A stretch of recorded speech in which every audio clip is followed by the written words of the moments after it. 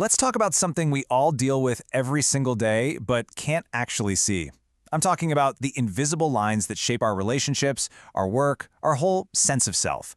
We're going to dive into the world of personal boundaries.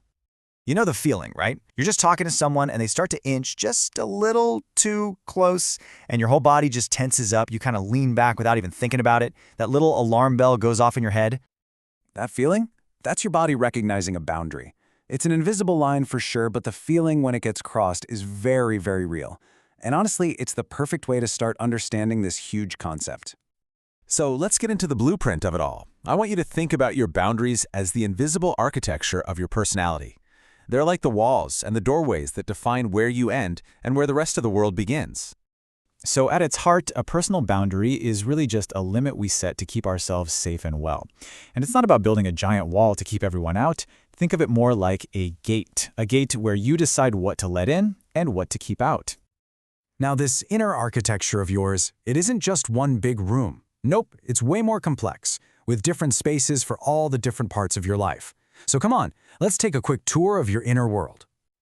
Okay, so imagine your inner world has these 6 main rooms. First up, you've got your physical space. That's about your body and your personal bubble. Then there's the emotional room, which is your right to feel your feelings without someone else telling you they're wrong. You've also got an intellectual room, protecting your thoughts and ideas. And of course, there's a room for your time, a room for your material things, and a room for sexual intimacy. See, every single one of these rooms needs its own clear boundary. So if those are the rooms, what happens when someone just barges in without knocking? You see, boundary crossings aren't always a big, dramatic door-kicking-in moment. Sometimes they're these quiet, subtle little trespasses that can be just as harmful. And this is what's so fascinating. We all recognize the stuff on the left, right? Yelling, threats, that's obvious. But look over on the right. Unsolicited advice, guilt tripping, a friend who just dumps all their emotional baggage on you without asking. These are the subtle violations that we run into all the time, and a lot of the time, they're even disguised as someone trying to be helpful. And this brings up a really important question. If most people aren't trying to be malicious, why does this happen so often? Why do we, even with the best intentions, end up stepping over these lines? Well, it turns out it's usually not because someone's a bad person. A lot of the time, it's just a lack of self-awareness. Or maybe it's how we were brought up. Sometimes it comes from a place of insecurity, a need to feel helpful or in control. But one of the biggest reasons is that last one. The myth that as long as you meant well, the negative impact doesn't count. This is such a powerful idea. When you mess up and your first response is, "But I didn't mean it," you're basically telling the other person that their feeling, their experience is invalid. It's like a second violation that just makes the first one worse. Okay, so we've laid out the problem pretty clearly. So what do we do about it? Let's switch gears and talk about the solution. Learning the art of being a respectful visitor in someone else's life. This is your roadmap right here. It's actually pretty simple. Number 1, ask, don't assume. Simple things like, "Hey, is now a good time to talk?" can change everything.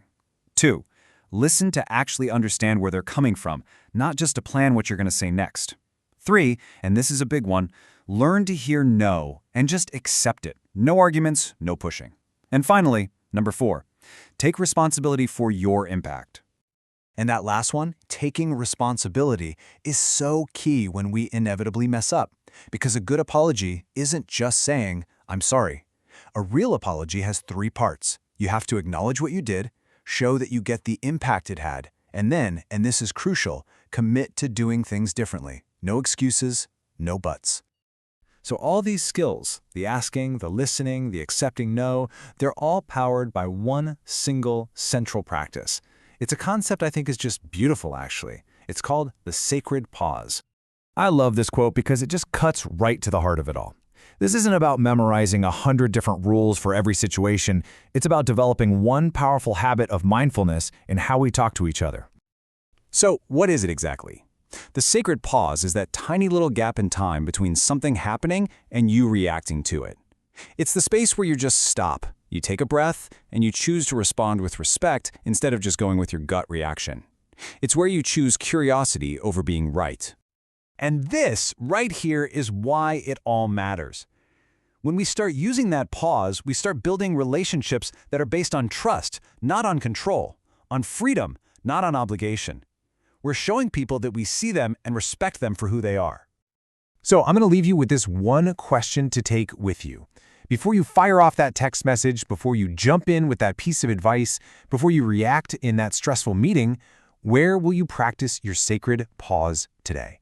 Because that little pause, that's where the real architecture of respect gets built.